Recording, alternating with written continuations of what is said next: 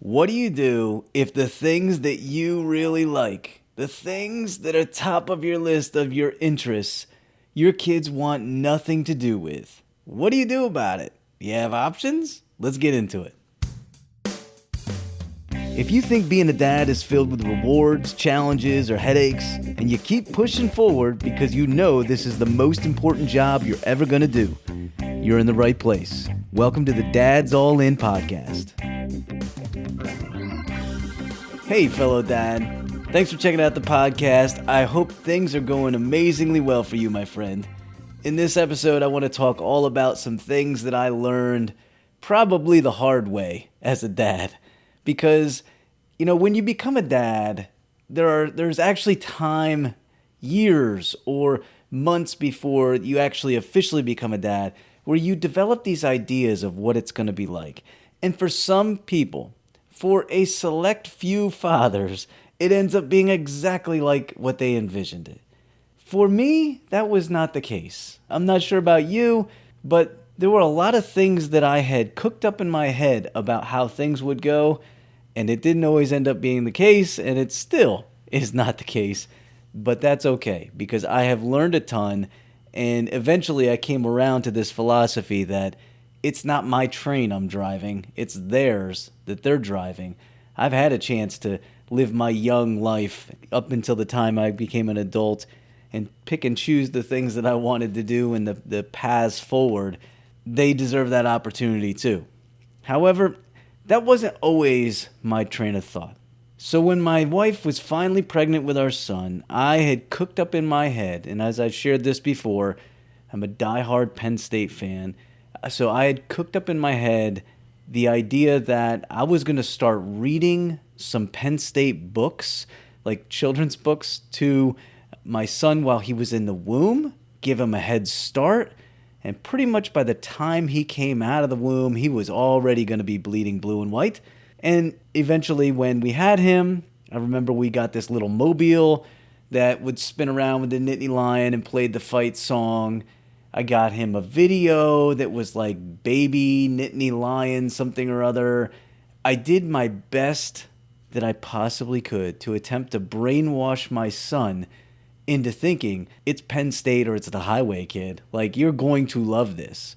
I'll be honest with you. When I was a kid, if that was the environment I was put in, I probably would have soaked it up. And I did grow up rural Pennsylvania, in the hills of Pennsylvania. That's pretty much what you do. You have Penn State football, and there's not a lot else. But for my son, he had other plans. So I tried. I taught him a variety of school songs. He had gear. He had jersey. I took him to the blue-white game when he was like 2 or 3 years old, and the blue-white game is like the spring scrimmage. I knew darn well he couldn't make it through a full game, so I thought I'm going to start him with the scrimmage, and maybe we get a half in, and we did, and it was an awesome day. But you know what? Despite all of that, not only did my son not want to be a Penn State fan, he didn't really like college football at all.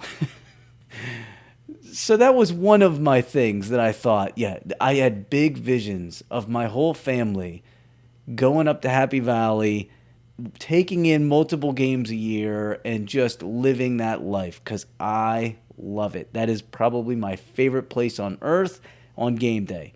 But that doesn't necessarily mean it's going to be your kids, as I found out.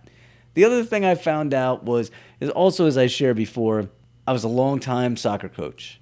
And in my head, I had cooked up whenever the day comes that my kids are going to be old enough to play kinder kickers and beyond. I was going to be all in, and I was going to unload all this knowledge of the game onto my kids, and they were going to soak it up and go on to like new heights as soccer players. As we had my son, I remember he was like 2 years old. He had this little mini ball, and we still have like a video of him running and kicking the ball with both feet, and I was like, there it is. This dude's a prodigy. Well, it didn't quite work out that way. However, I did give up a lot of my time as a soccer coach to coach his kinder kickers team. And he did give it a go for a couple seasons. He was like, it wasn't horrible. And you could see he was trying hard. He was okay, but it wasn't coming excessively easy to him. Actually, one of his biggest moments in soccer was I taught him. It was a small-sided game. So I think it was maybe 7-on-7 or 5-on-5.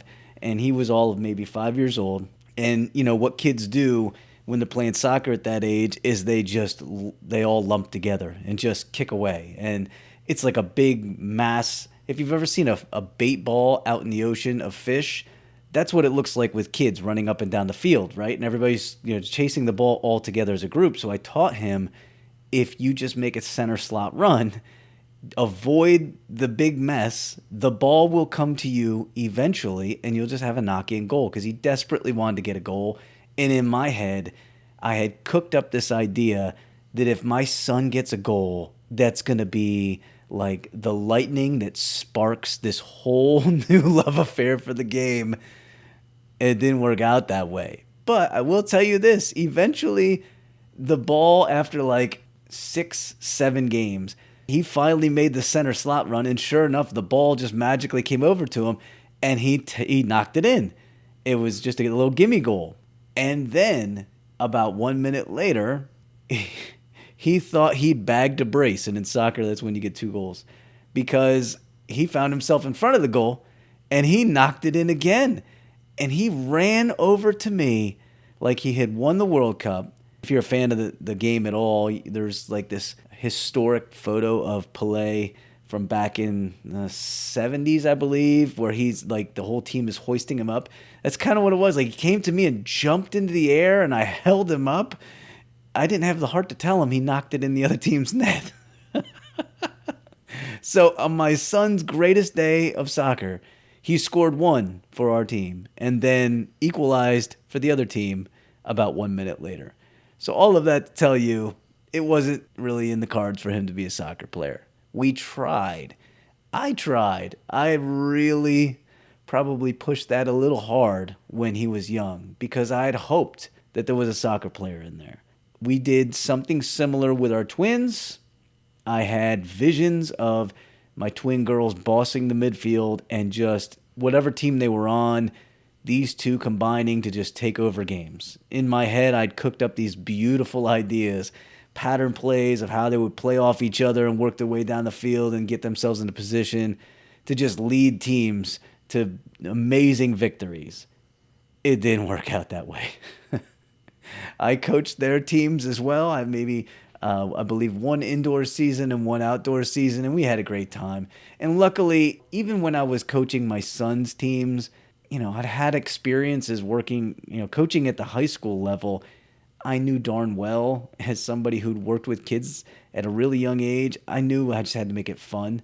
So I never really was like one of those dads that was like over the top yelling at his kids and pressuring them and that kind of thing. But with my daughters, we gave it a go. And I honestly believe my one daughter probably would have gone on and be a very gifted soccer player. I can see it in her now because she's got very fast feet.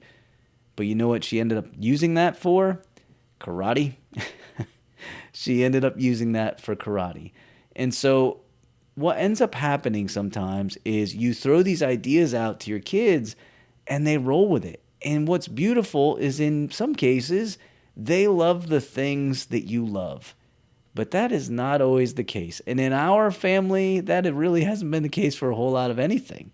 My daughter, for example, went on to become a national champion in sparring for karate, which, if you saw how small she was at the time as a 9-year-old, it would blow your mind. She was beating girls twice her size, but she had amazingly fast feet. And so in my head, I was trying to squash these ideas that I had of, now, well, you know what?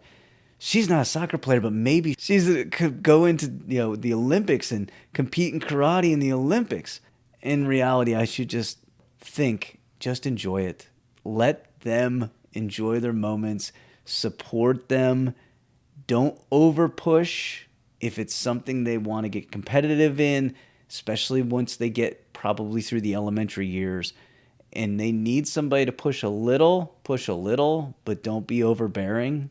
So what's interesting though is as great as my daughter could have been at soccer, as great as my daughter could have been at karate and was, she doesn't do karate anymore either. She actually sprung it on us. She started doing cross country and track when she went to middle school and then sprung it on us this last year that she wanted to try wrestling.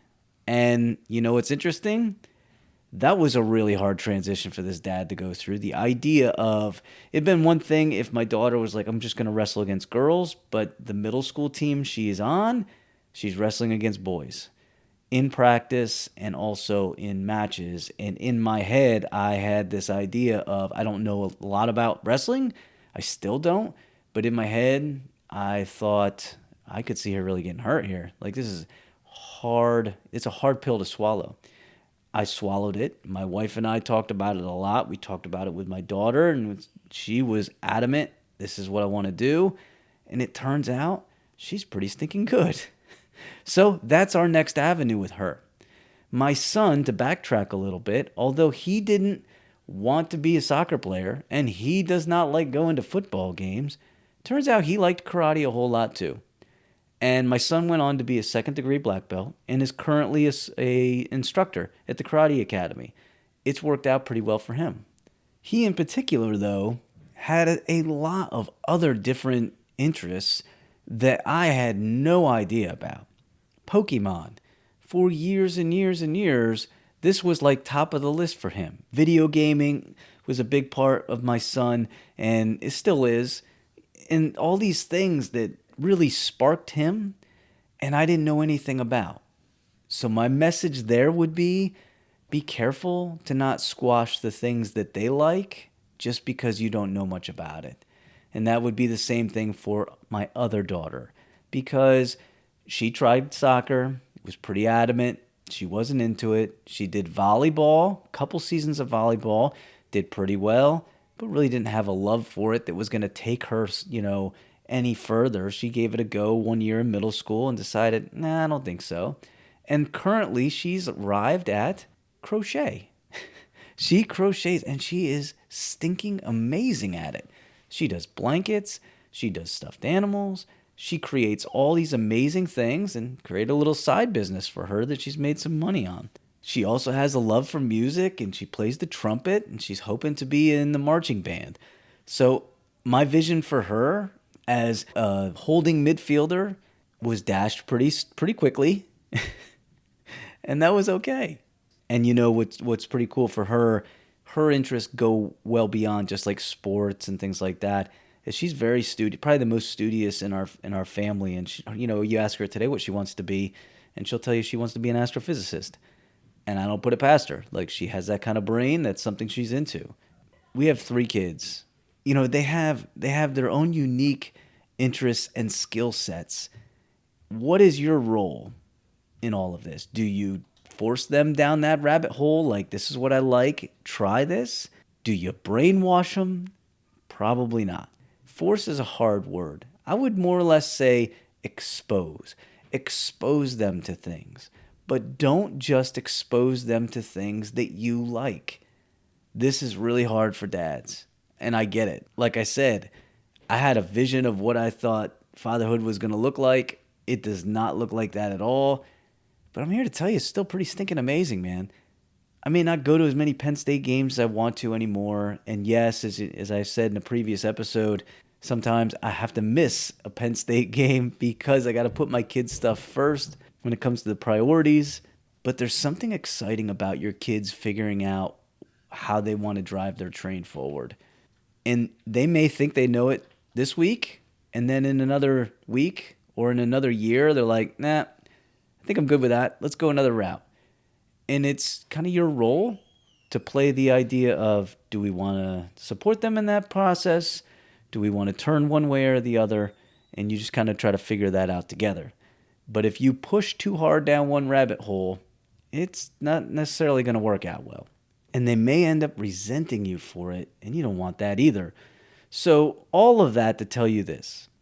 I have been really fortunate. I say my wife and I have been really fortunate to watch the development of our kids through the years, how their interests have come and gone. There was a point with my one daughter, she thought basketball was her life, and she was all about it.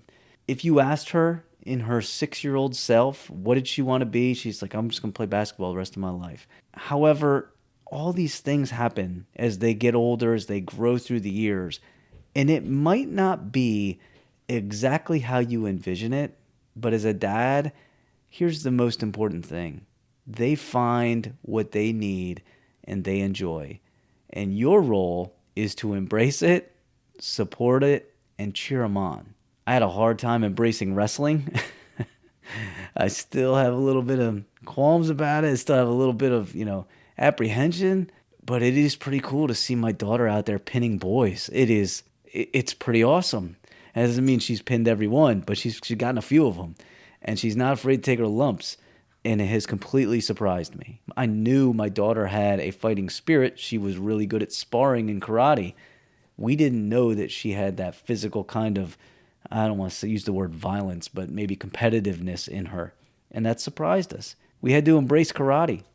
And although my wife and I knew nothing about karate, we didn't know the point system, we didn't know the kicks. I had a hard time helping my kids at home, like practice their forms and stuff, but we learned it.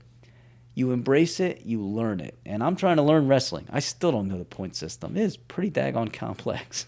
But we're getting there. And you support them because whenever you choose something, it's not always going to be easy. So when your kids choose piano, it might not come excessively easy. You just got to support them in it. My one daughter who ended up right now, she's doing crocheting and playing the trumpet. She ran through a period of time where she was playing piano and was really enjoying it and getting lessons and doing performances for people. She was really good. But she decided, nah, I think I'm good. I don't need to do this anymore. And as a parent, you can stomp your feet and say, we paid all this money, daggone it. You're going to get back in there and play some more. But it's not our train we're driving anymore, man. It's theirs. So as hard as that is, try to remind yourself, our role isn't picking the path. Our role is exposure and support. Expose them to the things that you like. Don't be crushed if they don't like it. If they don't like it, find something else and expose them to other things. Because in the end, what is most important is that they find what they like, whatever's interesting to them. If sitting down and reading a good book is your kid's thing, then embrace that and support that. Celebrate it. If playing second base on the softball team is what your daughter's big dream is as a 6-year-old, but then at an 8-year-old, she's like, you know what, I want to play flag football. Then, okay, embrace it and support it. There is a fine line between they want to quit, I need to push them a little further. And we always said with our kids, and I'm not telling you this is the right answer, you're going to finish the season. Even if you feel like, I don't want to do this anymore, you're going to finish this out, and then we're going to talk about it, and we're going to give it a little bit of time for you to think about it before we make a decision like that. And that's the other part of this, right? How much do you push a little bit, because your kids still need that sometimes. And there have been plenty of times when my son, he's been in karate for ages now, over a decade. There have been plenty of times when he's like, I don't know. I don't know if I want to do this anymore. And we would say, well, let's not make this decision tonight. Let's talk about it, and let's come back to it in another week and see if you feel the same way. Those kinds of patient decisions have been very helpful for my wife and I. So back to what is the best path forward for you. And I've bounced around a little bit with all kinds of ideas here. It's because my wife and I have had so many experiences on this particular topic. It's really tough for me to streamline them. So if you're sitting there at home thinking, boy, this dude's ADHD is really kicking in hard today, I get it, and I apologize for it. But I want you to know each path forward is a little bit different for every kid, but you want to have some kind of combination. You want to expose them to things, yes, the things that you like, but also other things that might light them up and bring them joy and happiness, other things that they might be good at. And when you find the things that they like, embrace it, support it, cheer them on, but also understand sometimes that it's going to change. And there are plenty of kids who stumble on Little League at 6 years old and they stay with baseball for, until their adulthood. And that's great. but that's not everybody. So hopefully you can get a little bit of something out of that today. I know that every kid is different, and we all, as dads, have our dreams of what we think fatherhood's going to look like. And I can tell you right now, at least for our family, the journey has been far different than I imagined. But when I look back, I've learned a lot. I've learned a ton because my kids didn't fall into what I envisioned for them. They had other things in mind, and that was a good thing. Thanks so much for listening to me today. I will throw out this one suggestion. If you have not been over to our YouTube channel, go over there, check out the videos. I post them every week. Right now, currently putting out a couple a week and then trying to put out a shorts video at least once every couple days. So there's a lot of content there that you're not getting here, and get involved in those conversations. Also, I'll ask, rate, review, subscribe, all those things on podcast, but share it with others.